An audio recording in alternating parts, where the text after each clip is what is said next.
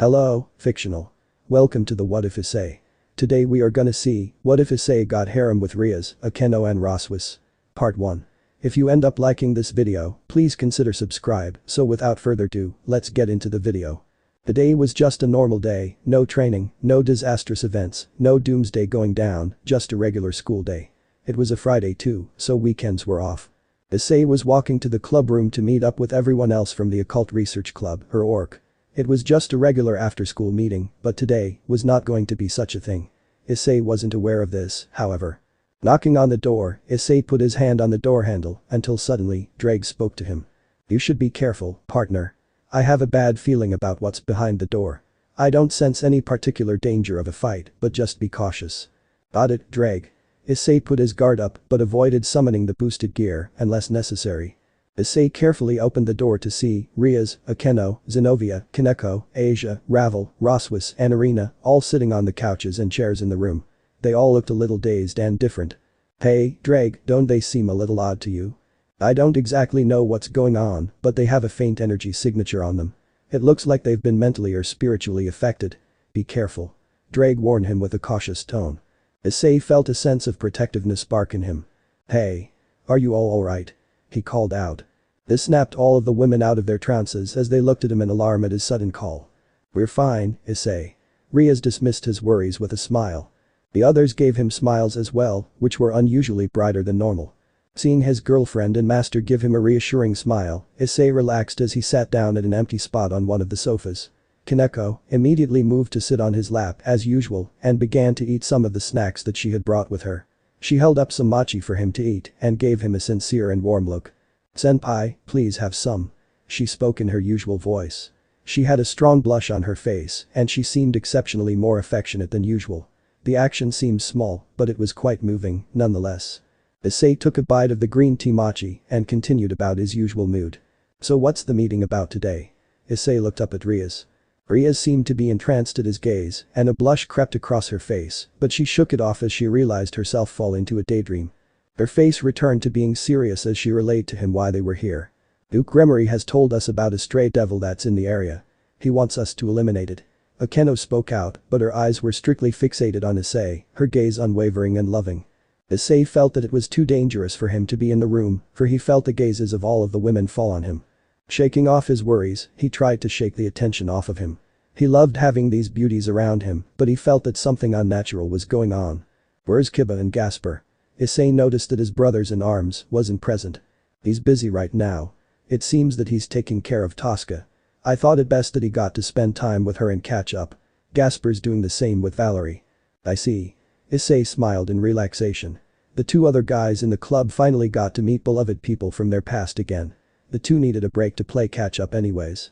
Akeno's gaze felt considerably more jealous, but her jealous aura quickly receded as she regained composure. Issei caught this and felt intimidation rise in him.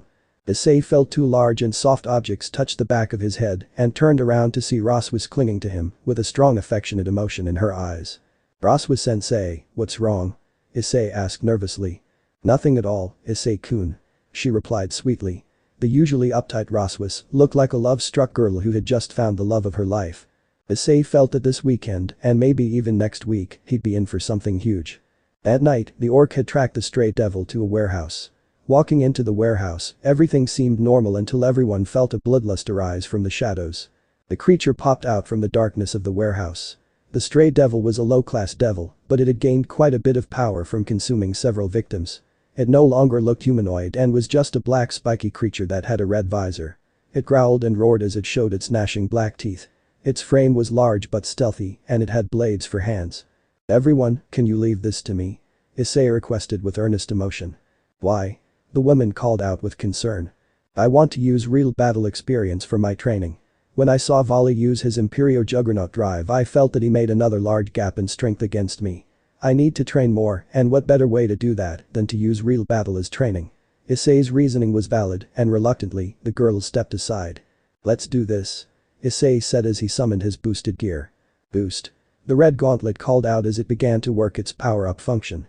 "Balance break," Issei called out as his scalemail enveloped him in red dragon armor. Normally, Issei wouldn't really use balance break for fighting a low-class devil now, but his training with the elder son Wukong made him feel like putting battle experience into his training. The last time he trained, he had to hit a clone of Sun Wukong multiple times with exactly the same amount of power. He boosted his power to a level that he felt that was 5 and punched the stray devil, knocking the airput of it as his punch connected with its chest, sending it hurling into the air. Boost. The gauntlet called out as Issei leapt into the air. He punched into the stray devil again, and this time, the power felt exactly the same as the first punch. A sign of improvement. Issei boosted one more time and fired a dragon shot that obliterated the stray devil. With the job done, Issei dispelled his armor and looked at his left arm. Still got a long way to go. I still need to get stronger. Issei vowed as he and the other orc members went home. The problem with the women's change of personality became more apparent when everyone had gotten home. Rossweisse had immediately jumped to see if he was alright. Issei-kun, are you alright? Are you hurt or tired? She asked with worry lacing her words. She wasn't acting like usual. Yes, she was very kind and she had acted more affectionate with him after the incident with Euclid, but she was still restrained and uptight. I'm fine, Rossweisse-san. He raised his arms and moved around in a normal fashion to prove his point. She breathed a sigh of relief as she hugged Issei tightly. I'm so glad you're not hurt. I was so worried that you'd push yourself too hard and it made me so worried that something bad would happen. Thank goodness. She whispered to him as Issei felt her chest push up against him. Ah, this is bliss. Her chest is so big. I love it. Issei commented mentally as he savored the moment. Akeno's aura began to crackle and flare as she glared at Rossweisse, but she calmed herself down again as she tried to control herself.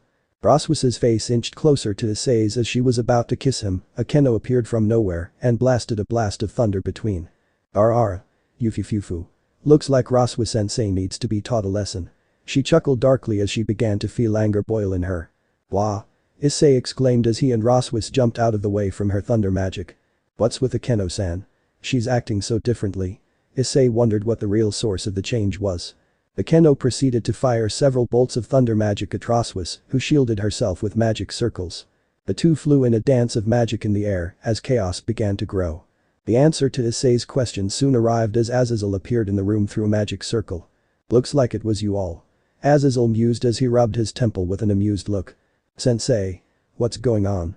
Issei looked to him for guidance and answers, while chaos erupted with Akeno attacking Rossweisse with thunder, while Rossweisse defended herself with barriers made of magic circles. Azazel looked at the two women who were engaged in warfare and proceeded to calm the situation down first. The both of you, stop it right now. He yelled with a calm and leader-like tone. Recognizing his voice, Akeno and Rossweisse relented and calmed down. The two of them had then apologized to each other for their behavior and then went their separate ways. Sensei, what's going on? Issei asked, exasperated. I had made an invention on the spur of the moment called the personality ray.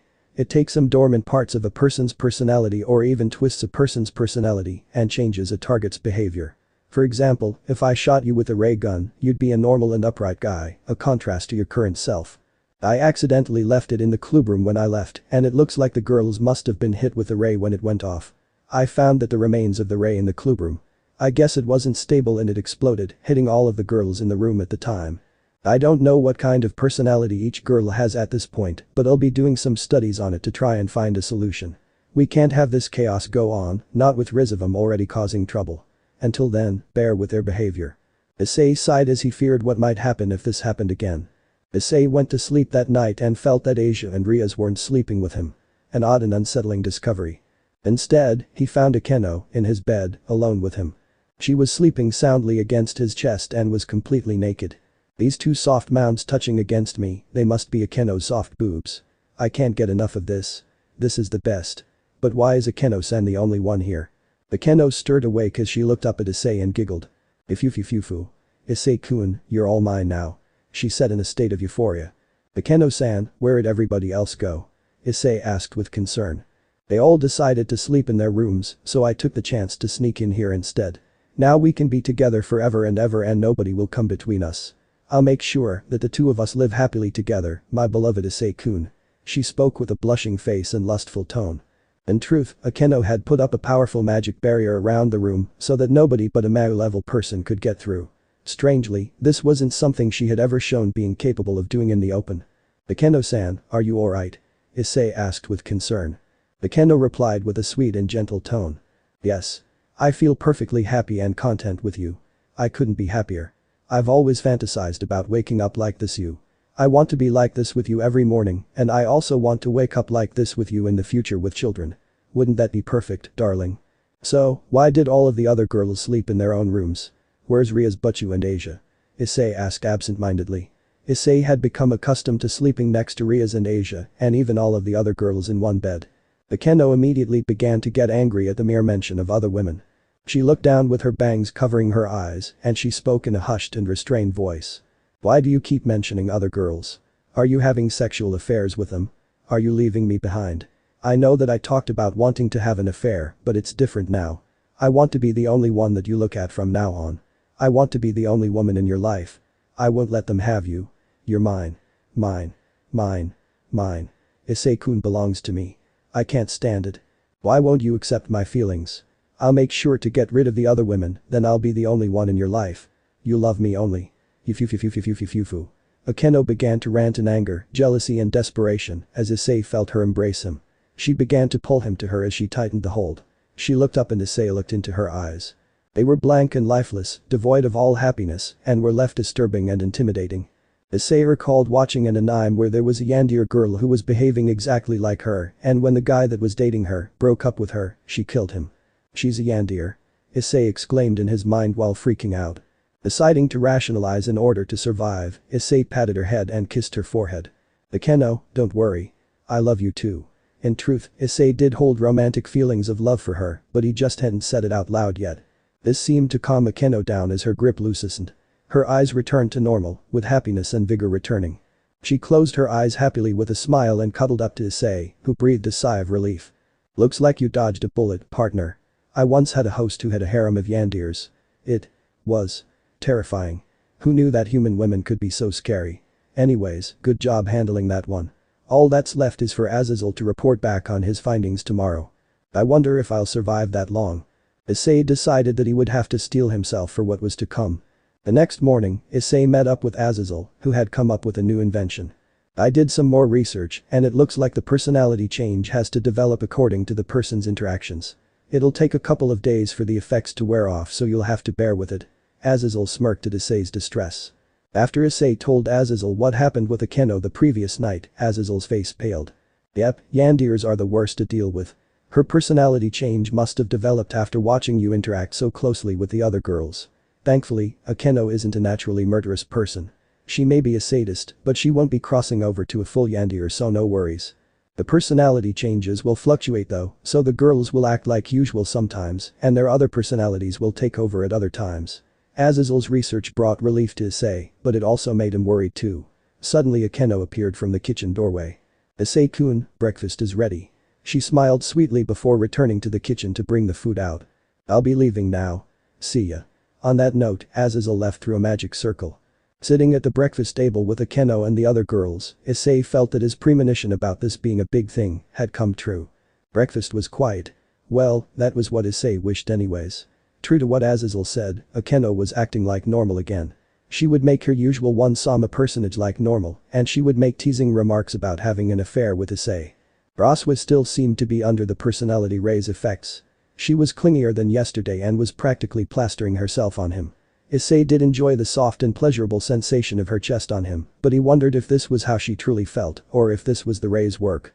He was distracted by his thoughts as he felt her soft bust shift. Issei-kun. Say ah. She cooed cutely to him as she picked up some salmon and gently placed it in his mouth. Asia huffed as she pouted with her cheeks puffing. She felt jealous at how close Rossweisse was with Issei. Issei had yet to see her personality change develop and was thankful for it. He didn't want to see the pure Asia turn into a yandere like Akeno or become excessively clingy like Rossweisse.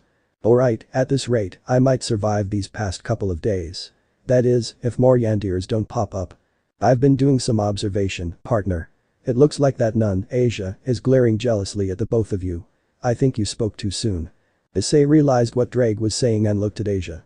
She was giving off a jealous aura like Akeno, but less murderous and much poutier. As soon as their eyes met, Asia turned away angrily and continued to eat without looking him in the eyes again. I've seen this type of behavior in an anime before. But where? Issei pondered to himself as Rossweisse continued to feed him. With breakfast over with, Issei decided that he'd do some training, and much to his delight, he was able to accomplish the task that Sun Wukong had set for him. He had been able to make 20 consecutive attacks that were all equal in measure, and he had increased the time that he could wear his scale mail. By 15 minutes to be exact. After showering to cleanse himself of his sweat, Issei changed into a new set of clothes and walked out of the shower room. He was greeted by Asia, who was fully clothed, who had a sports drink in her hands. "Here. Take it," she said with a brusque tone. It wasn't like usual where it was shy and gentle. "Thank you, Asia," Issei replied with a warm smile. This sent Asia's heart on a race as she gazed into his eyes and smiled. "It's not like I wanted to see how cool you've gotten, Issei. HMPH. She retorted and left, leaving Issei surprised. "She's gone, Sundeer." Issei groaned with an unbelieving tone. He fell on his knees and went into comedic despair. The pure and innocent Asia has turned into a sharp-tongued and grueling girl. "Mayu, help me." Issei sobbed as his mental image of the pure and cute Asia cracked like a mirror and broke. He picked himself up and walked to the living room and saw Asia sitting on the sofa, browsing through channels, with a temperamental look on her face. Rias and Akeno were busy with college business, Irina was meeting up with other angels, Zenobia was at school for club activities, Rossweisse was out shopping, Kaneko was training with Kuroka, and Ravel was spending leisure time to herself. This left Issei and Asia alone. Issei decided that he didn't know what would happen to him if he tried to approach her as at Sundeer, since they could be violent, so he decided to silently creep upstairs. He gently treaded on the floor and almost managed to get halfway up the stairs until the stairs betrayed him. A creak rang from the stairway, and Asia looked up to see Issei trying to sneak away from her. "Hey. Where are you going?" she exclaimed as Issei recoiled and slipped. He lost his footing and fell, rolling back down the stairs from whence he came and slid across the floor with a loud scratch. Asia walked over to him and looked at him. "Stupid. How stupid are you? You should be more careful where you step. Come here." She spoke with a demanding and loud tone as she picked him up and dragged him to the couch. She led him down slowly onto the sofa and rolled up his pants to see a small red mark on his knee. Asia put her hands over his knee and began to heal it with Twilight Healing. "Asia, I don't think Twilight Healing is necessary for this." Issei chuckled sheepishly. Asia immediately got in his face and began to speak in an upset fashion. "You should know that even if you get a small injury, it'll still affect you if something happens. I'm not taking that chance. I don't like seeing you get hurt." She noticed what she just said and cut Issei off before he could say anything. "It's not like I'm healing you because I want to anyways. Everyone will get sad if you get hurt, so I'm doing this so that we don't fall apart. Understand?" Asia immediately left the room after healing his small inhibition on his knee and trotted up the stairs. Sundeers. Never liked how indirect they are. They drove one of my hosts crazy once. How'd your host deal with that problem? He snapped and yelled at all of them and they started apologizing, and then his harem got better. However, that nun's personality change should be temporary though. Bear with it, partner. I'm trying, Drag. Issei complained. That evening, everyone had come home and to Issei's relief, everyone was back to normal. Dinner took place like usual, and Issei felt truly at peace now that everyone was back to normal. Rossweisse wasn't so clingy anymore and apologized to Issei about the trouble she caused and exchanged apologies with Akeno, who wasn't in her Yandir personage. "Issei-kun, please accept this dinner as an apology for how I've been acting lately." Rossweisse bowed in guilt, making her well-endowed breasts bounce and jiggle, causing a blush and perverted smile to form on Issei's face. "They bounce?" Issei exclaimed in his mind. He snapped himself back to reality as Asia made a glare at him. No, it was Azazel-sensei's fault. Don't worry. You didn't cause me any trouble. I actually thought you were really cute. Issei commented absent-mindedly on that last part. Rossweisse blushed as she felt hope. Hope that she would be able to obtain a boyfriend, yet. "I'll help bring the dishes and bowls to the sink," Issei volunteered as he walked into the kitchen. Unfortunately, he didn't see the puddle of oil on the kitchen floor, which was created by a leaking bottle of oil. Issei slipped and fell as a mass of dishes and food scraps fell on him, drenching him in a mess. "Oh my goodness. I'm so sorry. I didn't know that bottle of oil was leaking." Rossweisse immediately leapt into action and began to wipe the food scraps and oil off of Issei's face. Issei immediately felt a blush creep on his face as he realized how much of a perfect wife that she'd make. She was caring, beautiful, and kind and could cook and clean to an excellent level, and she was smart and strong. A dream girl, she was. "It's fine, Rossweisse-san. I'm not hurt or anything." Issei put a hand up to calm her down, but he didn't realize that Rossweisse had gone back into her clingy mode. "Issei-kun, don't call me Rossweisse-san or sensei when we're alone. Call me Rossweisse or Rose from now on. Please." She made a cute and entrancing smile that seemed to glitter and sparkle. What destructive power. Issei could feel his brain melting a little as he gazed into her beautiful face. Okay, Rose. Issei said so a bit hesitantly as he began to get the dishes and food scraps off of him. Rossweisse broke into a smile and blushed even deeper. Why don't you go take a bath? I'll take care of this mess. She sprinted into action as she began to use magic to clean the mess on the floor. Yeah, I'll do that. Issei left the kitchen and had grabbed a fresh pair of clothes and headed to bath. He went to the guy's bath on his floor and walked inside to see Asia in all of her unclothed glory. She was getting out of the bath and her hair was still wet. Even though he was used to her nude sight, Issei couldn't get enough. The still developing boobs had grown a little larger, making Issei save his sights into his mental neural hard drive. Asia froze when she saw him. Her mouth agape and her eyes wide, she grabbed a bucket on the floor and threw it at Issei. Stupid Issei. What are you doing in here? Get out. Asia screamed as she began to throw anything that was in her reach while covering her lady parts with a towel.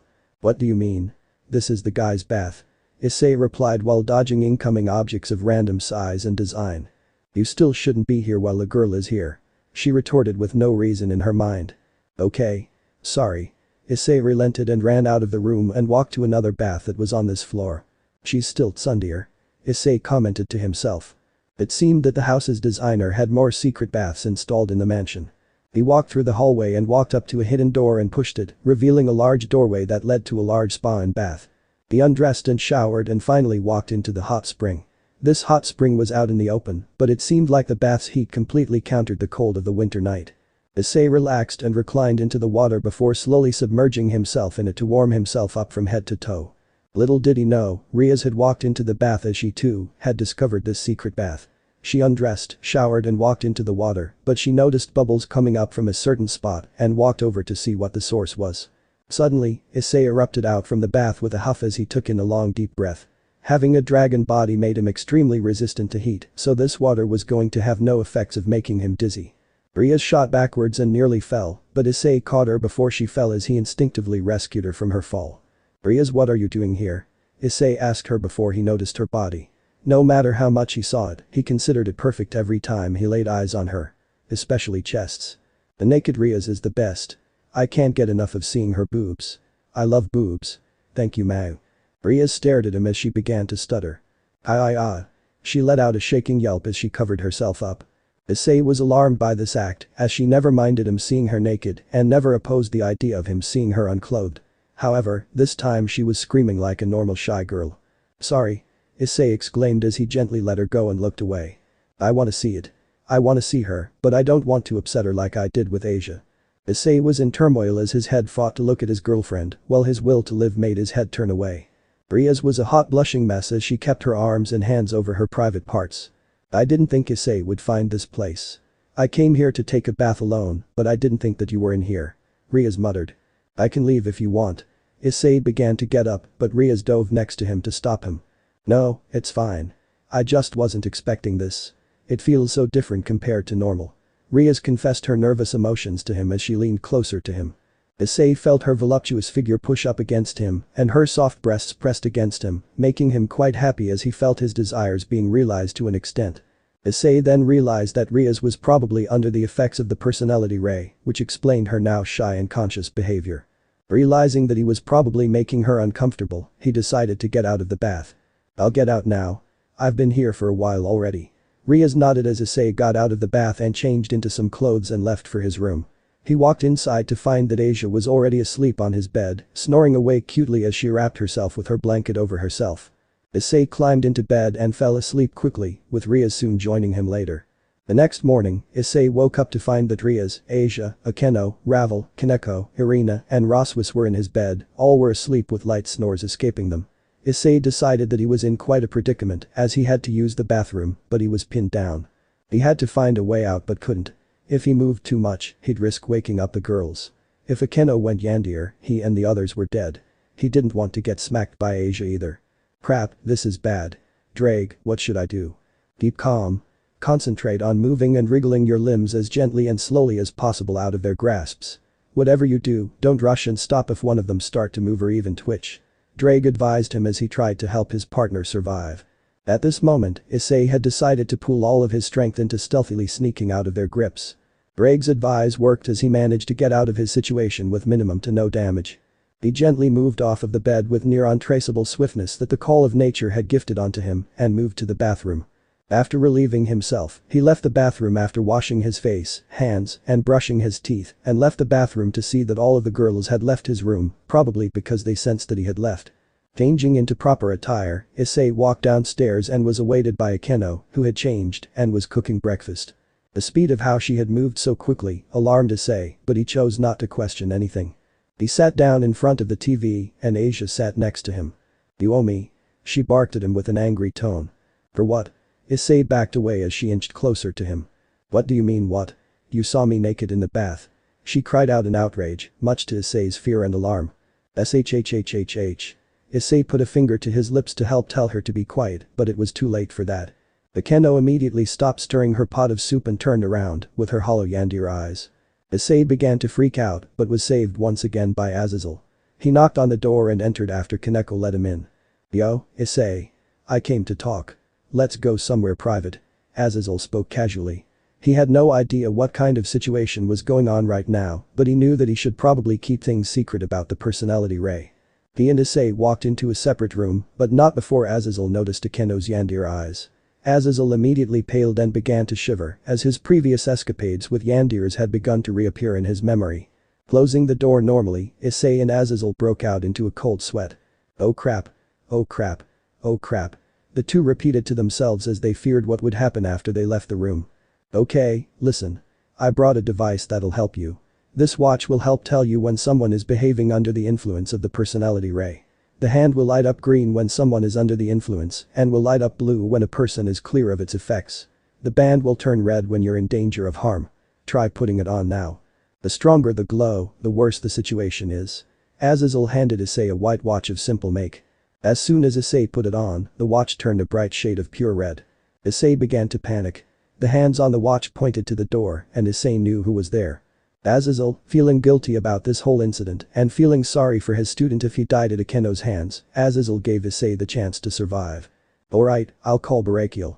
Hopefully he can distract her long enough for the ray's effects to subside for the time being. However, if you do die, know that you were one of my favorite students." Azazel immediately teleported away through a magic circle, leaving Issei to ponder about how to survive the situation. Greg took this time to mess with him, making the whole situation turn into a visual novel. "This is it, partner. Are you ready? I'll try to help you as best as I can if a fight happens." Drake gave Issei mental support as Issei steeled himself to get out of the room and face destiny head-on. Suddenly, the red glow of his watch had returned to being white and the hands of his watch stopped glowing green. With a sigh and deep breath of relief, Issei leaned against the wall. "I think I lost a couple of years off of my lifespan." Issei thanked Mau for his stroke of luck as he exited the room. He walked out to see Akeno, back to normal with light in her eyes, but Asia was still in tsundere mode. Rossweisse was still clingy, but Issei had now classified her as dear, which wasn't too bad. Breakfast was laid out and after everyone had finished, Asia walked over to Issei in order to finish the complaint that she hadn't gotten the chance to complete. "You owe me an outing. Today, you'll be my servant. Be grateful that I don't call Issei and the good evil dragons to come and bite you to pieces." Asia threatened him indirectly to come along with her. With no other way out, Issei accepted. As Issei got up he noticed that the watch's hands were glowing green and were pointing at Asia, however, the watch turned a light shade of pink, with the hands returning to Akeno, who was casting a jealous glare at the two. All of the other women were doing the same, but they had agreed to share him for the time being, during a meeting a while ago. The two left the mansion and went to the arcade first, since Asia said that it had been a while since she had last gone, which Issei couldn't exactly remember when he had gone with her. After playing a couple rounds of different games, Asia's eye was caught by a crane game. She had tried multiple times to get a small teddy bear that looked like a polar bear, but every time she gotten close to getting it, it would slip out from her grasp. Issei noticed her frustration and chose to win the bear for her. He had come to the arcade multiple times and had become an expert at the crane game. After just one attempt, Issei had won the bear and presented it to Asia. "Here you go, Asia." Issei handed the bear to her, to which she gently took with a blush. "It's not like I wanted you to win this for me," she retorted as she walked out of the arcade, with Issei in tow. However, when Issei wasn't looking, Asia had a smile of pure bliss on her face. Her usual innocent and pure smile had returned to her whenever Issei wasn't looking. After leaving the arcade, Asia dragged him around to multiple stores. They stopped by at a clothing store where Asia made him look at each outfit she put on and give her a response. Asia was currently wearing a white dress of silk with a blue jacket over it with shoes of white on her feet. "So?" she asked expectantly. Issei honestly thought that she looked cute and pretty in this outfit. It seemed to mirror the colors of her nun outfit and it wasn't very revealing either. "I think that one's the best so far. I really like it. I think you look cute." Issei honestly complimented her and gave her a thumbs up. Asia immediately blushed like crazy and covered her cheeks as a deep red blush enveloped her expression. It's not like I'm trying to impress you or anything, baka," she retorted as she went back inside the dressing rooms.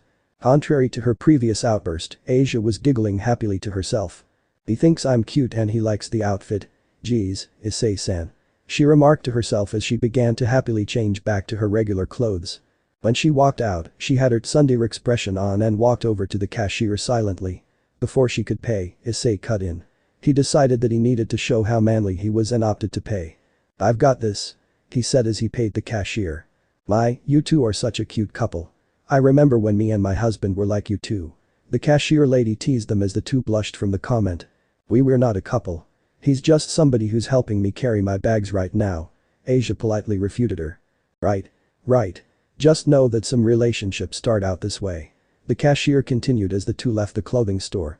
Stopping by at a cafe on the way home, Issei and Asia ordered their food and began to eat silently. "Sorry about walking in on you," Issei apologized as he felt that he needed to do so since the incident happened on pure coincidence. "HMPH. It's fine," Asia pouted. Issei noticed that as the day progressed, Asia was slowly starting to behave like less of a tsundere and more like her old self. A relief, really. Issei looked at his watch and saw that the watch hands were slowly losing their green light and were turning blue as time passed. "Asia, did you have fun today?" Issei asked her to test out if she was losing the effects of the personality ray. Asia nodded as a blush creeped on her face. "I'm glad. You've went through a lot so I wanted you to have some fun too." "I'm glad." Issei felt honest relief that she had enjoyed her date with him. "Thank you. I had a very wonderful time, Issei-san." Asia spoke with her tone returning to normal and her tsundere mannerisms fading. When the two were finished, they decided to head home since the sun was beginning to disappear from the sky and the moon started to rise. "Issei-san," Asia called out to Issei. "Huh?" Issei responded with an oblivious tone. Asia rushed forward and gave Issei a long and warm kiss on the lips as she put her hands on his chest. "Thank you for putting up with me." She smiled as she parted lips with him and proceeded to walk away with an innocent and bright smile on her face. Her heart was racing from what she just did, but she felt that the sudden changes in emotion and personality within her had given her more courage to chase after his affections. Issei felt his heart skip several beats, but finally managed to calm down after a period of time. "You okay, partner?" Drake asked him, concerned at his emotional change. "Yeah, just fine, Drake," Issei replied calmly in his mind. Not voicing his thoughts to Drake but to himself, Issei made a realization. "I'm not sure if Rias is the only one that'll be holding my heart anymore," Issei commented to himself as he ran to catch up to Asia. He felt his emotions grow stronger for each girl in his household, with each growing day, a sign that what he said was true. However, he didn't think it would be so bad. He wanted to be Harem King, after all. Yet, he also wanted to be someone who could protect his loved ones. The next morning at school, Issei was sitting in homeroom but noticed that Motohama and Mitsuda weren't there. He looked at his phone and saw a text from them. It sort of went like this. "We went to a fashion show and saw some awesome beauties. We tried to get a closer look at the changing rooms, but some giant lady bouncer beat the crap out of us. We're gonna be stuck in the hospital for a while. Mitsuda's got a broken jaw and his arm and knee are dislocated. I've got bruises all over me and my left leg is in a cast. Make sure to experience a Meki for us so that we can talk about it when we get back. Eki." Issei was a bit bothered by the strange text message from Motohama and decided that he'd ignore it. Ever since he started dating Rias, he was much less perverted compared to how he used to be. This didn't mean that he had lost his lewd desires though. Aika Kiryu was sitting in the back and was talking with Zenobia, Asia, and Irina. Like usual, Kiryu was trying to make the conversation take certain turns, specifically a teasing route.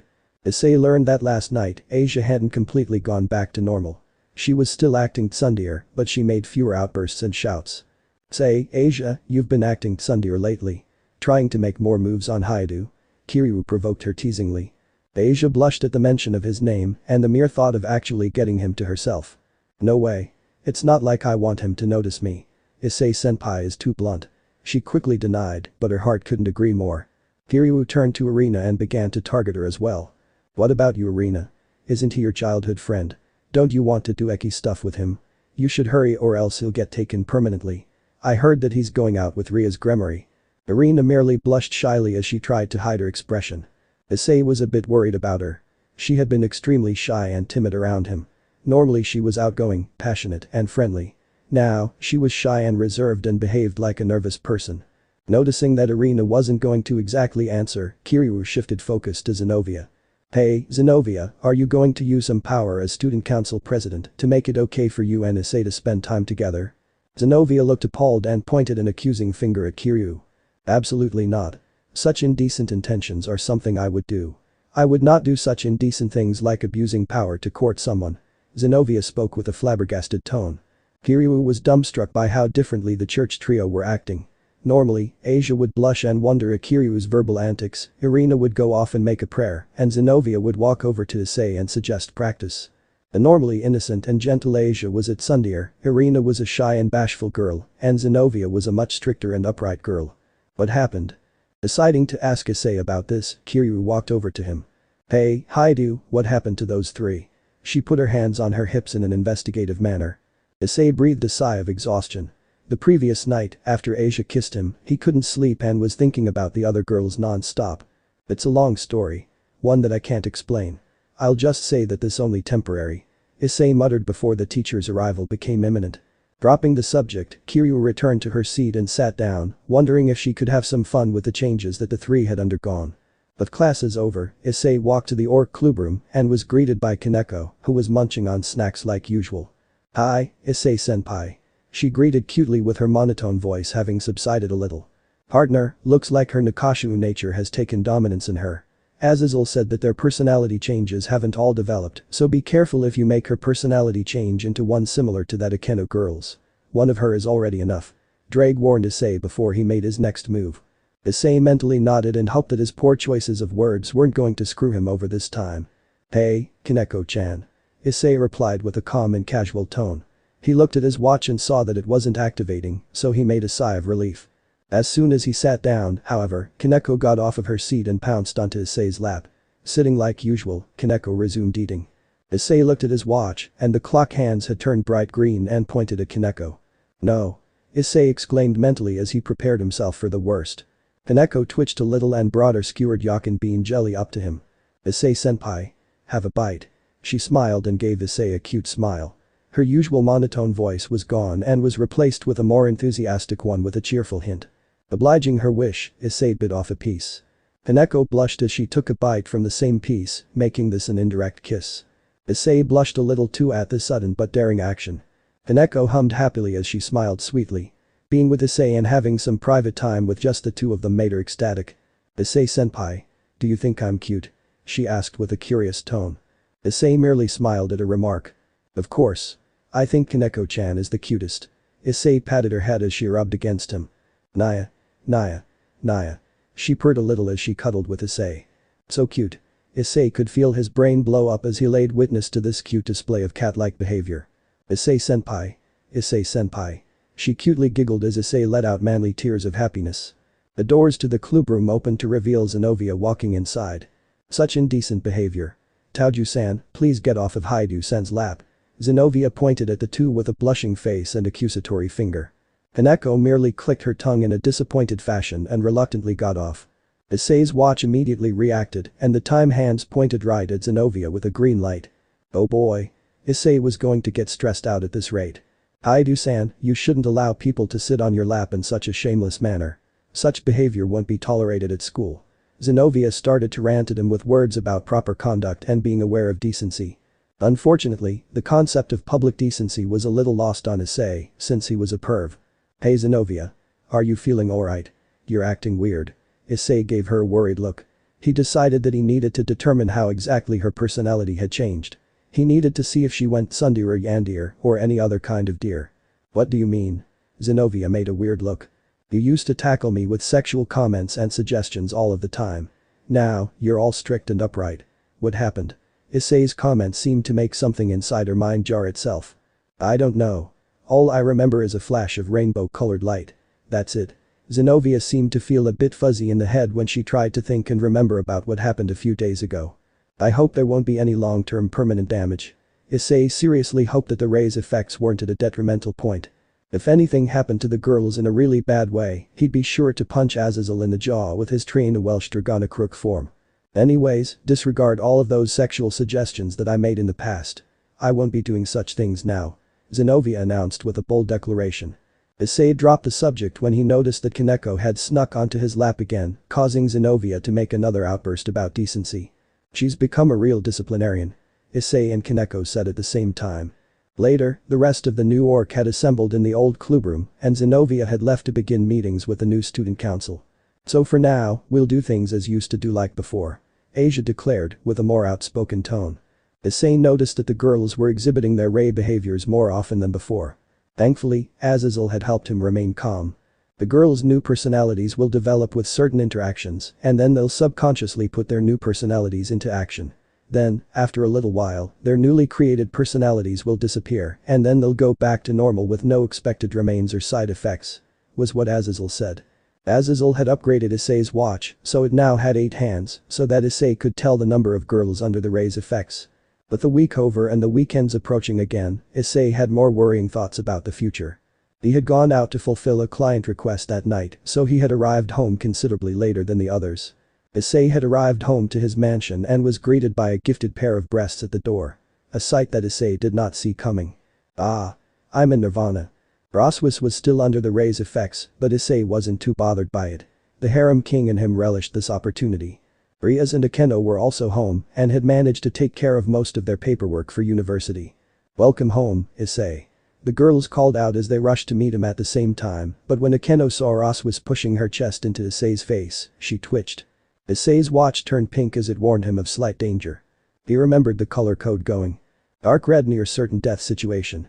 Red possibility of severe injury. Bright red runaway or fight. Dark pink moderate injury. Pink slight danger. Bright pink troublesome verbal situation. Issei looked at Akeno's eyes and saw that they hadn't turned Yandir yet, but he couldn't take that chance. Issei gently pushed Rossweisse away as he attempted to change the atmosphere. Wow, I'm hungry. When will dinner be ready? Issei chuckled nervously, with a bead of sweat going down the side of his face. Rias and Asia were taking care of dinner that night, so Issei was in for a delicious meal. His parents were away on business and then vacation, courtesy of Lord Gremory, so that meant that he wouldn't have much explaining to do if the girls started fighting if they were home. Rias looked jealously with teary eyes along with Irina as they merely glowered at Issei being crowded by the several women living in the mansion. Irina looked particularly sad since she couldn't openly express her strong feelings for him, since she was an angel. If she crossed a certain line, she'd fall and that would be it. However, Michael told her that he was working on something huge, so he asked that she and all of the other angels to brace themselves and to hold on to their faith. What it was, however, Irina had no idea what. HMPH. Be grateful that Rias One-sama and I are cooking glorious food tonight. But remember that the others will be upset with me if I didn't let you eat, so don't think I'm doing this for you at all. Asia turned to the kitchen as Rias followed her to get to cooking.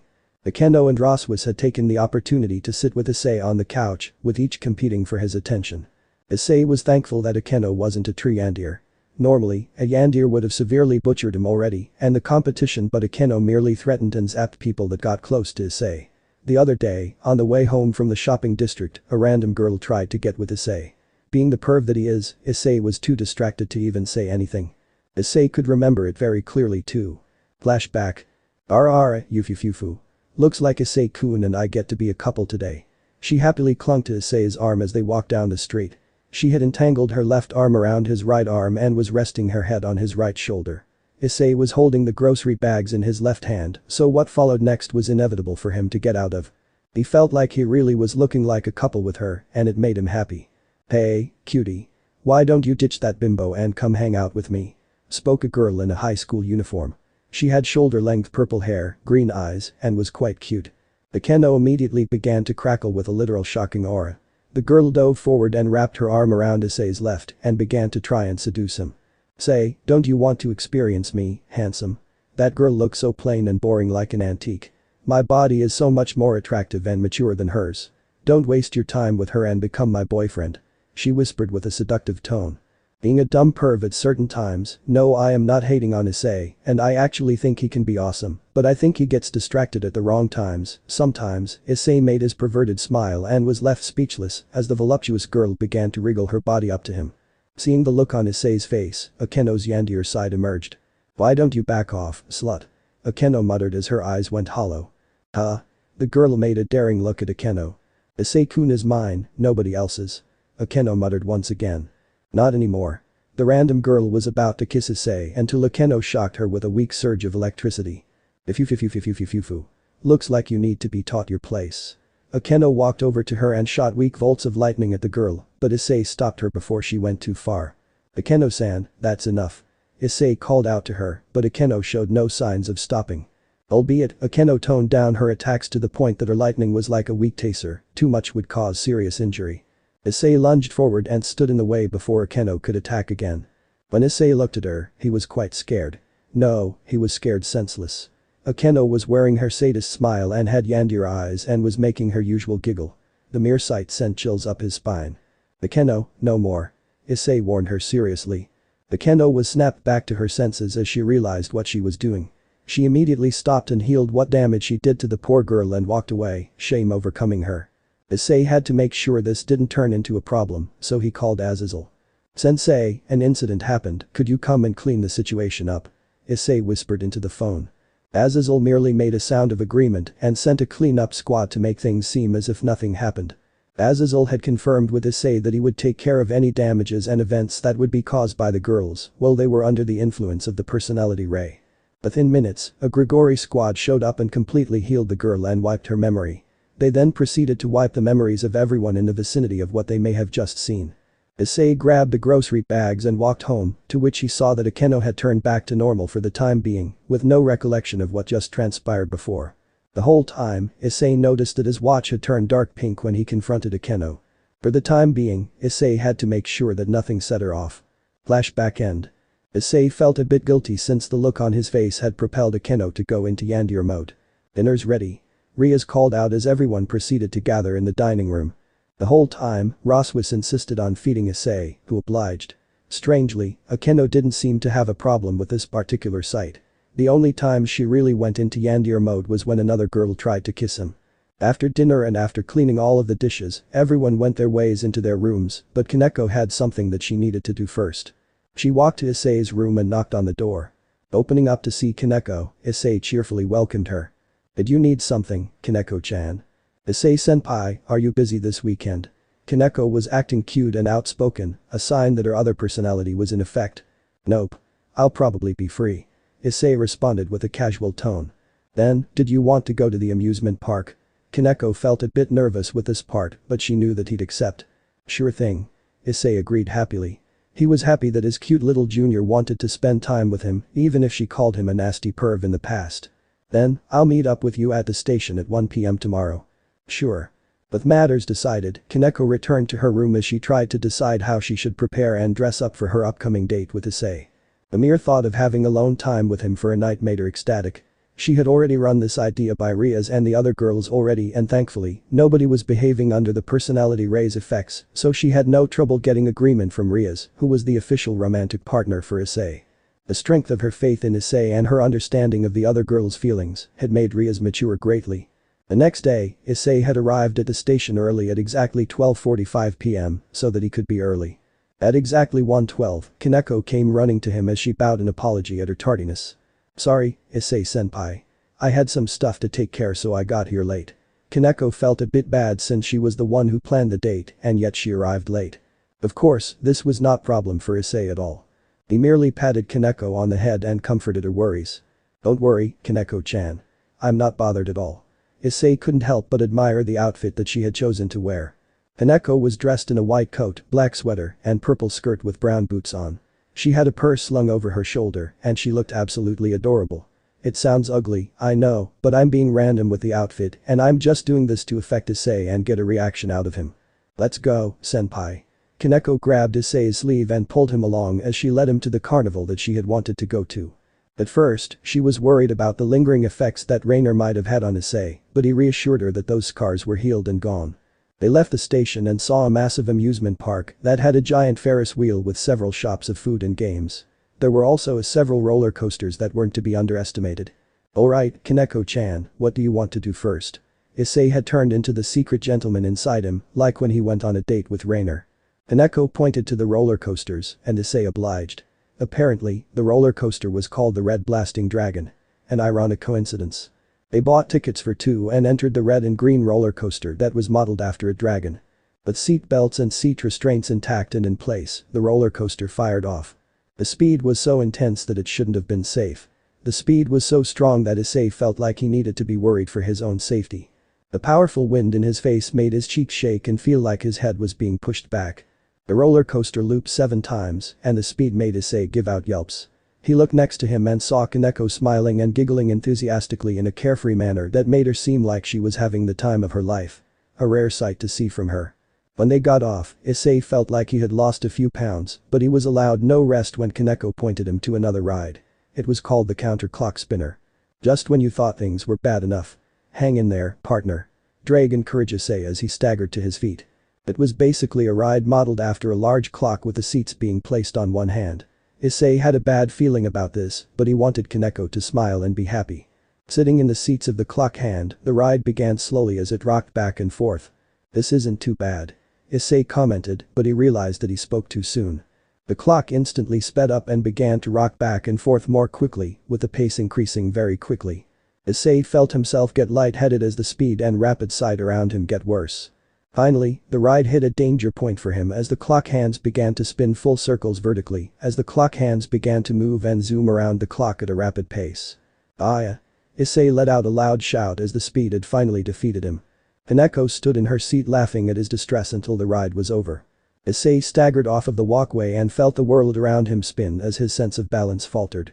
He retched and wondered why he was the only one affected by the insane ride, and so many others were walking away with smiles as if nothing had happened.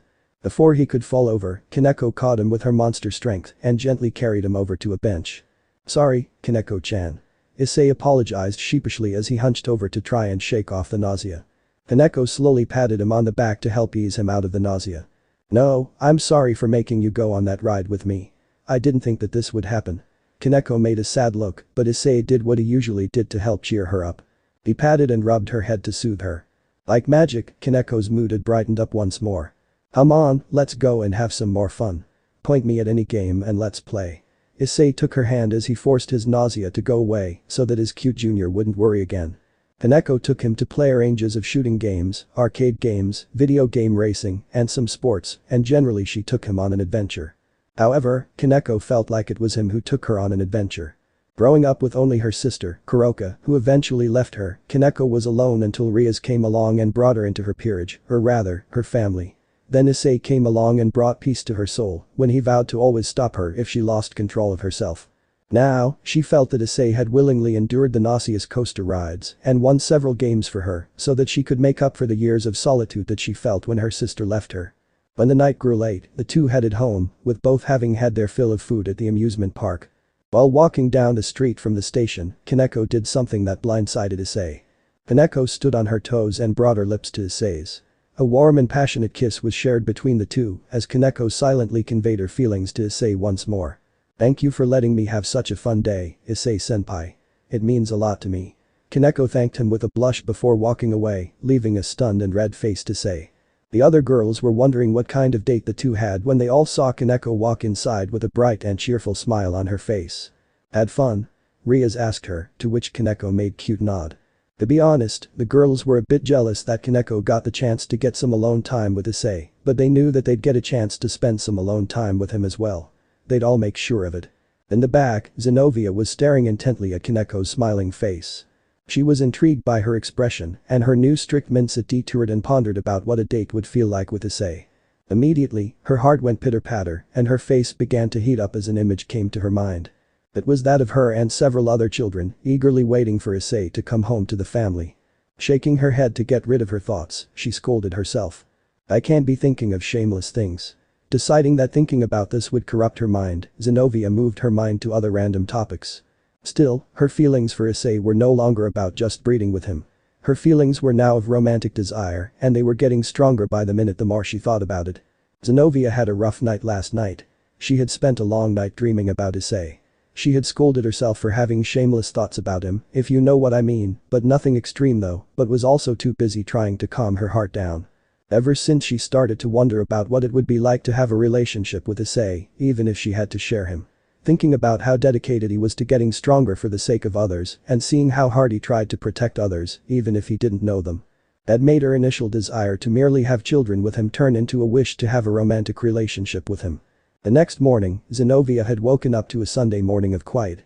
Ever since the personality ray had hit her, she stopped sleeping in the same bed as Issei.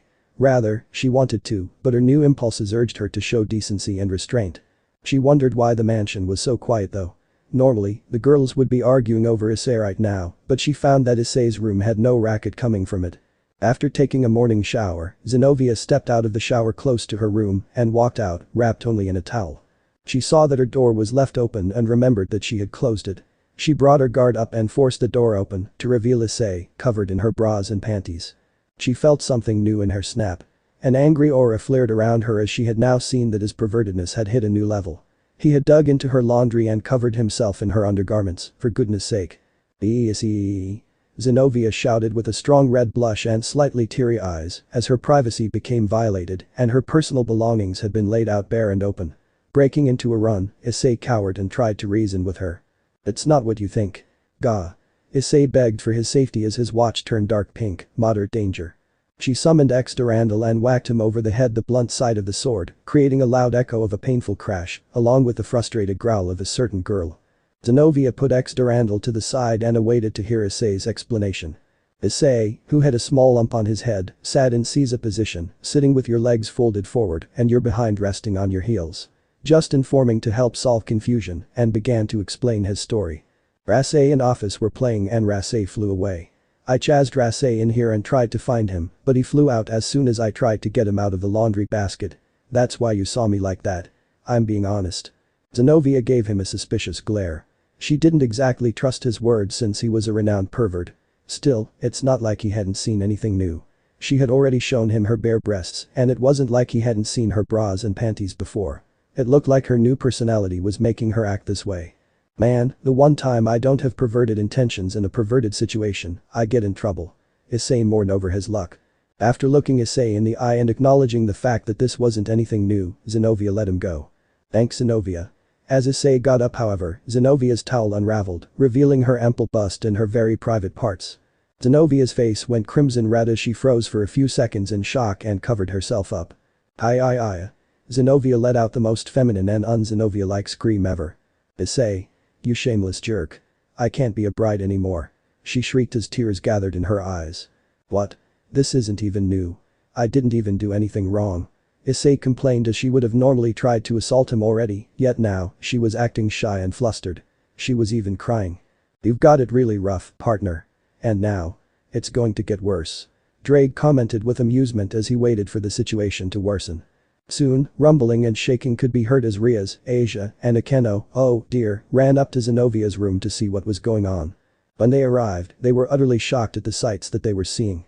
There stood Issei with a towel by his foot and a crying Zenovia, who was trying to cover herself up and was weeping in a tragic fashion. What surprised them was how she was reacting though. Zenovia would have already pounced on Issei, but it looked like Issei was the one doing the assaulting.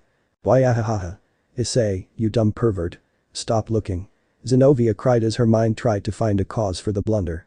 Asia rushed forward and began to comfort Zenovia by stroking her back and putting Zenovia's head on her shoulder to soothe her, while covering her with a blanket from her bed. Shhh. There. It's okay. We'll be sure to pay Issei-san back for this. Asia whispered to Zenovia while giving Issei a vicious dark glare. Issei, were you trying to assault Zenovia, who has been pure of late? Rias questioned Issei as he cowered in fear. Akeno was giving a detestful glare to Issei. Both of the beautiful women began to produce powerful and angry auras that threatened to vaporize Issei for his supposed transgression. Issei's watch had turned red and it even began to blink. Oh shit. Issei began to beg the Mau for absolution, but it was his dragon partner who came to his rescue. Feeling the tension in the air rise to a boiling point, Drake decided to save his host, since he'd be in trouble too if his partner died. Young ladies. Please don't misunderstand. My partner here was merely trying to catch the nun's dragon sprite, but a few mishaps occurred and created several misunderstandings. You can ask the wielder of Durandal about what really happened. Her towel merely fell by coincidence, and it made the girl shout. Drake spoke out through a glowing green circle on the back of Issei's hand. Thank you so much, Drake. I'm so sorry about all of that op-eye dragon trouble that I caused you. Issei tearfully thanked his partner as he avoided severe and brutal undeserved punishment. Akeno and Rias immediately calmed down after Drake told about the previous events to them. With Zenovia's confirmation on Drake's claim, all was made right once more. Now fully dressed and the tension diffused, everyone sat in the living room to settle matters. Sorry Issei. I shouldn't have made you look like the bad guy. Zenovia apologized in Caesar with a guilty expression. The others followed suit as they realized their mistake and had almost caused him to undergo torture that he didn't even deserve. How can I make it up to you? Zenovia asked with a blush as she worried that he would make her let him use dress break on her. Issei merely waved away her worries and gave her a warm smile. It's not your fault that this happened. Don't worry. Issei was simply thankful that he didn't get punished without proper reason this time. No. I have to make up for what I did. Zenovia got up and inched closer to Issei, with mere inches between them. Noticing the small distance between their noses, Zenovia blushed and backed away. Sorry. She muttered as she tried to hide her blush by looking down. What truly bothered her about the previous matter was that Issei had seen her completely naked and they weren't even close to being in a romantic relationship. She didn't actually mind in total truth, but the circumstances were what caused her to yell out in disappointment and embarrassment. Sister Griselda also told her that a man should only see her very private parts if she were married to said man. Why did she care about covering herself up now? That was something several asked and yet nobody knew an answer, well except for Issei, but Azazel told him that it would be best if he didn't say anything about the personality ray. They didn't know what would happen if they remembered past events with their currently new personalities. Issei wanted to make dirty request, but he held himself back. Zenovia had just burst out crying a couple of minutes ago, so he wasn't eager to make it happen again. Issei glanced at his watch, and all of the clock hands pointed at Zenovia with a green light. Issei was lost at what he wanted to do, but he decided that he'd drop the matter before anything else could happen again. Well, how about we drop the matter? Nobody was at fault so nobody should have to pay anyone back. Issei calmly stated. Knowing that Issei wouldn't comply with her desire to compensate for him, Zenovia complied with Issei's wish. Issei had remembered that he wanted to go and get some stuff for himself, like a new Airage that came out and some model magazines of some of his favorite stars for the adult industry. After finishing breakfast, he had prepared to go out, but Zenovia had come across him at the front door, for she had also planned to go out. Are you going somewhere, Issei? She was curious about what he was doing, and a part of her actually wanted to go out with him. Yeah, there's some stuff that I wanted to go get today. Issei finished putting his shoes and was about to head out until he turned around and saw Zenovia, wriggling in confliction about whether she should offer to go with him or not, but she didn't want to seem clingy. Using his awakened insight from being cured of Rainer's curse, Issei guessed that she wanted to go with him. Did you want to tag along with me? Issei offered as Zenovia's face lit up with a wide smile. Yes. Zenovia agreed enthusiastically as she impulsively grabbed onto Issei's arm. Noticing this, she immediately let go and backed away a little bit from him. It seemed like the personality ray had awakened her desire to romantically chase after Issei. The kiss at Kyoto merely hinted at this. Issei was taken aback by how excited she was at the mere prospect of going shopping with him. Together, they left the mansion and went on their journey to find their heart's desires. What did you need to go get? Issei casually asked Zenovia this question. Zenovia remembered that what she wanted to get was private, so she couldn't exactly tell him. Her impulses that were created by the personality ray were beginning to influence her judgment as well, so the book that she wanted wasn't something that she would have naturally gotten. Zenovia froze and decided to make up a lie. I wanted to find some more books about leadership so that I could be a better leader for the student council. I need to be able to learn how to think with my mind and to be more sensitive. She nervously spoke as she turned away to hide her guilty look. In truth, I wonder if I'm fit enough to lead when I'm not even emotionally perceptive. I used to be so cruel to Asia when I was still an exorcist and I still mostly use brawn over brains. I need to become a better person on the inside. Zenovia declared with flaring determination. Issei merely smiled at her strong resolution. She kinda acted like him a little bit. She wanted to better herself to rid herself of her weaknesses and doubts. I don't think so. Issei spoke out, causing Zenovia to look at him with a surprised reaction. Did he think she was worse than she thought? I think that you are a very caring person. When we all thought Asia died, you cried for her and dove at Shalba to avenge her. You also try your hardest to protect your friends, and you work hard for others. I think you're a great woman. Well, I'm not very smart so it's not like my words are worth much. Issei sheepishly laughed while making an awkward smile. You're wrong. Those words actually mean so much to me that words aren't enough. Zenobia turned away and her voice grew tender and soft. Issei's observation of her character sent her heart flying and her happiness levels skyrocketed. Did you say something? Issei turned around, not having heard what she just said. Zenobia shook her head quickly. Nope. Nothing at all. Zenobia beamed a bright smile at Issei, who in response, felt his heart skip several beats at her smile. Soon, the pair arrived at the bookstore and walked inside to see a large collection of novels, biographies, and several other printed works on shelves. We can split up here. Zenobia turned to Issei before walking away to a faraway aisle of books. Feeling relieved that she wouldn't be standing with him when he went looking for his treasure, Issei took off for the adult section, which was hidden far away in the store, close to the back.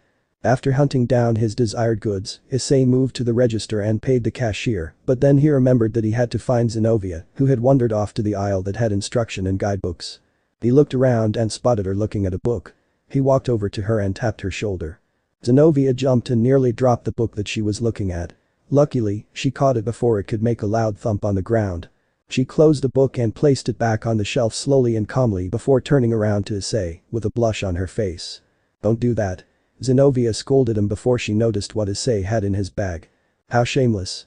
Zenobia saw the dirty magazine and gave him a distasteful look before taking the books that she had in her hand and went to pay at the register. Shameless, I said, even though I was looking at such a book. I didn't even get it in the end. Zenobia pouted with her cheeks puffing. She was so close to getting her desired object too, but Issei had come across her while she was looking at it. She couldn't have possibly let him see what kind of book she was reading, since she was against shameless acts of outspoken lechery. With all of the shopping items on their individual lists checked off, the two were ready to head home. However, trouble decided that it would find the two again. As the two were walking down through the streets from the station, they were stopped by three delinquents, all of whom looked like they were no more than troublemakers. Hey, sweetie, you wanna go and have some fun? One of them looked at her with lustful and disgusting eyes. He ogled her chest, which caused her to sprout a tick mark on her forehead. I don't feel like interacting with shameless people. She replied curtly before one of the other guys stepped up to her. What did you say? Who do you think we are? One of the delinquents got in her face, but that didn't do much to provoke her. Answer me. Her silence only invoked rage in the third delinquent as he tried to punch her in the face. Zenobia merely grabbed one of the delinquents and blocked the punch with his jaw. The punch knocked out the delinquent and Zenobia proceeded to kick the third delinquent in the face and proceeded to punch him in the chest 2 times before spinning around and kicking him across the face, sending him plummeting to the ground in a fainted state. The last delinquent wanted to back off, but seeing the taunting grin on Zenobia's face, incensed him to attack her, although it was futile. Zenobia dashed behind him and hit him behind the head, knocking him unconscious as he dropped to his knees. Zenobia merely let out a sigh. She was a bit irritated about having to deal with local thugs on a day off, especially when she knew the days off were going to be in short supply in due time. Issei was about to intervene, but he knew that Zenobia would be able to deal with a weak riffraff. As the two were about to leave, the three delinquents got up again, although battered and bruised, they could still walk. TCH. Some fighter chick like you, nobody would want. Guys like pretty and submissive girls. Some alien like you would never get a guy, you charmless by the delinquent speaking couldn't finish his words before Issei charged at him and punched him right in the mouth, knocking out his teeth and sending him skidding across the ground. I don't like it when others badmouth my friends and comrades. If you want to get all of your teeth knocked out, then get ready. Issei threatened the three with an angry glint in his eyes. Having understood his message, the other delinquents frantically apologized and bowed before picking up their colleague and running away with frightened yelps. Issei looked back at Zenobia and saw that she had a worried and disturbed look on her face. Something they said had hit a chord in her and it bothered her immensely since she agreed with them to an extent. If she weren't under the ray's effects, she'd have probably paid less attention to the delinquents. Zenobia, you okay? Issei looked at her in worry, but she lied, acting as if she were fine when she wasn't. Yeah, I'm fine, Issei. She made a light chuckle, but this only made Issei more curious about how she was feeling. On the way home, they had stopped by a burger restaurant since Zenobia's stomach grumbled when they passed by it. Ah. Zenobia blushed when her stomach let out a strong and loud rumble. Ha ha ha ha. Issei let out a good-hearted laugh when he heard her hunger echo. Shut up. Zenobia retorted at him as she put a hand over her stomach in an attempt to silence it of its cries. Sorry. How about we get something to eat? Issei suggested kindly as he pointed at the burger joint next to them. Zenobia nodded as the two went inside. While eating, the two began to converse in conversation, but slowly, the conversation took a deeper tone. "Hey, Issei, what do you plan to do with Irina? How do you feel about her?" Zenobia was curious since Michael had created that special room where mating was possible for an angel without them falling. With Irina's strong connection and history to him, Zenobia felt insecure about being able to compete with her. She, a woman who had merely brawn and a stubborn head, this isn't my honest opinion, had small chances of winning against Asia and Irina. Even though she would provoke flirtatious attempts at Issei, she secretly felt like she had less chances of capturing a piece of his heart, if not the whole thing. Well, she's my childhood friend, and I do feel something for her, but we're not exactly there yet. I think I'll wait to see if anything develops first. I feel as if there's a spark there somewhere in me. There's something in my heart that helps attract me to her. Issei gave her his honest opinion. Something that Zenobia was a bit glad about. This would give her time to make a move on him and would give her a chance to advance her relations with him. Issei, what about Asia? Zenobia's tone grew shakier as her worries grew stronger. That personality ray is a more serious problem than Azazel-sensei and I thought. To think it'd make her seem this vulnerable and fragile. Issei was quite a bit worried at how much more sensitive and fragile she was, but Issei had to give his honest opinion. Yes, I do love her romantically too. She's gentle and kind, is never violent on a natural level. She's always willing to help and she is always forgiving of others no matter what she endures. I love that part of her. Issei felt terrible for throwing this in her face, since it seemed like Zenobia's mood was sinking with every word that he said about Asia and Irina. Downtrodden was an understatement for how she was feeling right now. Her sense of defeat was starting to take hold of her, and Issei knew that he had to find out why. "Zenobia, why are you asking all of this?" Issei was growing concerned about her as she looked like she was at a breaking point. "Nothing. I just wanted to know." Zenobia made a fake smile and tried to look convincing, but Issei knew something was amiss. Leaving the restaurant, the two returned home in silence. Putting his things away, Issei decided that he needed to talk to Zenobia about what was going on at the restaurant. He walked to her room and knocked on the door gently. No response from the other end. Issei knocked again but found silence again. "Zenobia?" Issei called out through the door, hoping to get a reaction. Issei looked at his watch to see if it would detect anything, and he found that it did not fail him. His watch's clock hands glowed green and pointed right at Zenobia's door. The whole day, the watch was pointing at her, and Issei decided that enough was enough. "Zenobia? Open up." Issei called out calmly with a more forceful time. On the other side of the door, Zenobia was in a sobbing fit. She had her head between her knees, and she sat with her back to her door. This was so strange. The blunt and strong Zenobia was sobbing like a girl that had just lost the love of her life. It seemed like the words that the delinquent had said to her had affected her more than she let on. She had spent the time from when she had gotten home to now, crying in her room as her mind tortured her, with the small chances that she had at obtaining some of Issei's affections, since she knew that he loved other girls. However, there stood the fact that out of all the girls, she had the least involvement with his past, and she had the least intimate moments with him. Yes, they were comrades, but that didn't mean that she would have the most meaningful and major memories with him. She remembered how Issei requested and begged Michael to allow her and Asia to pray again. This act made her overjoyed since she could continue her faith, but it also started the development of her feelings for him. It hurt to know that she probably wouldn't have a shot at having a child with him, let alone have a family. Of course these were all fabrications, but she didn't realize that. She had spent a while sobbing in her room, thinking about how the other girls had advantages over her. Rias was his girlfriend and main lover. Akeno was always spoiling and teasing him, but she would also help him. Asia was always gentle and forgiving, and Issei had went into Juggernaut Drive just for her. Kaneko was constantly trying to heal his life force with Senjutsu, so she had extra private time with him. Irina was his first kiss and childhood friend, so she knew him better than most. Rossweisse was always giving him guidance, and she could cook, clean, and was extremely intelligent. Lastly, Ravel was his manager, and she was an excellent strategist who was always close to Issei. She had the least intimate interactions with him, and it felt like she was at the bottom. However, she was wrong. Outside of the door, Issei summoned the boosted gear and enhanced his hearing since she wouldn't reply. He heard sniffling through the door, and he decided that he'd been negligent enough for one day. He forced the door open with a strong push and surprised Zenobia with a loud crack from her door. She turned around with bloodshot eyes and turned away to hide her face. "What are you doing, Issei?" Zenobia questioned him with a frustrated tone.